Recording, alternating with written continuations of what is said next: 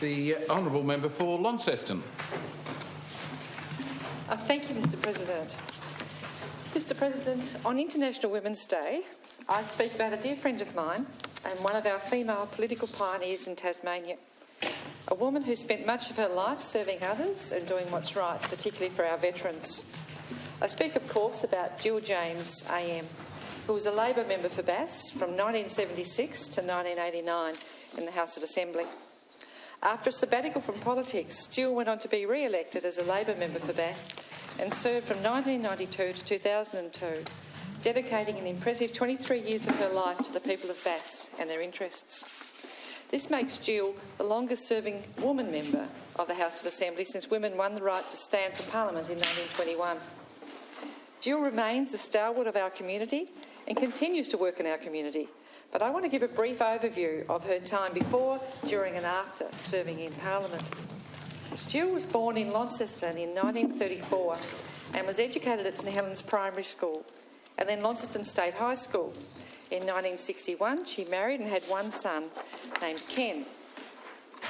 In 1986, reports of the Examiner newspaper stated that Gill has been regarded as one of the state's best grassroots politicians and, despite coming from a family of Liberals, formed her own Labor-aligned views during her secondary education, going off to work for Labor Senator Justin O'Byrne shortly after leaving school.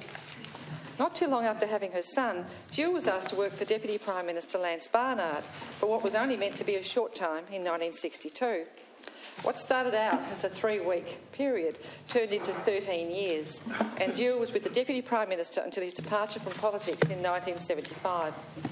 A precipitous event that had huge political implications of its own for Prime Minister Gough Whitlam.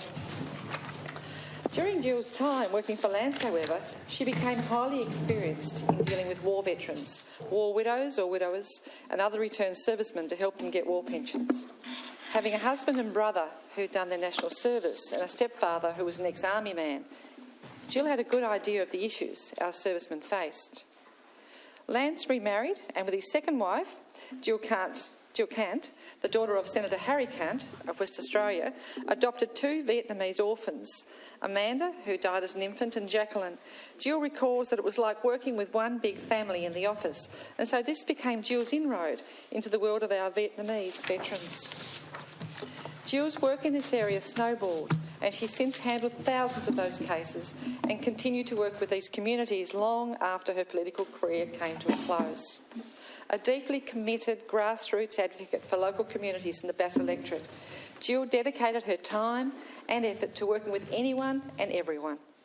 Naturally, Gill is a life member of the Vietnam Veterans Association, has been patron of the Tasmanian chapter of the Vietnam Veterans Motorcycle Club, Launceston Arts Society and the Northern Tasmanian Netball Association, amongst many, many other organisations.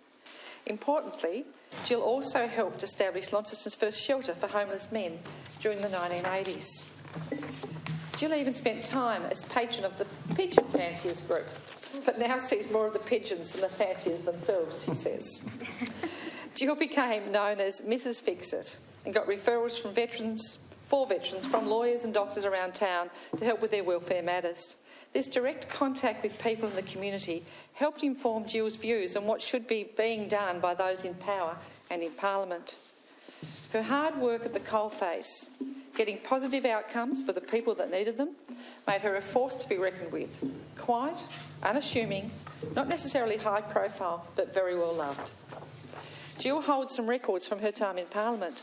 As I mentioned earlier, this means that she is the longest-serving woman member of the House of Assembly since women won the right to stand for Parliament in 1921. Gill was also the first woman to be appointed as a Cabinet Minister in Tasmania, holding the portfolios of public and mental health, consumer affairs and administrative services. She also held a range of party and committee positions within Parliament, including that of Whip, Chair of the PLP and Deputy Chair of Committees. In 1990, Gill was named as a member of the Order of Australia and was granted the right to use the title Honourable for life in April 1997. In 2005, Gill was inducted into the Honour Roll of Women. On this International Women's Day, I pay tribute to Gill, thank her for all the work she's done to pave the way for women in public life, myself included, and most importantly, acknowledge the hard work she's done for those in the community and the difference she's made in the lives of so many, especially our veterans. Hear, hear.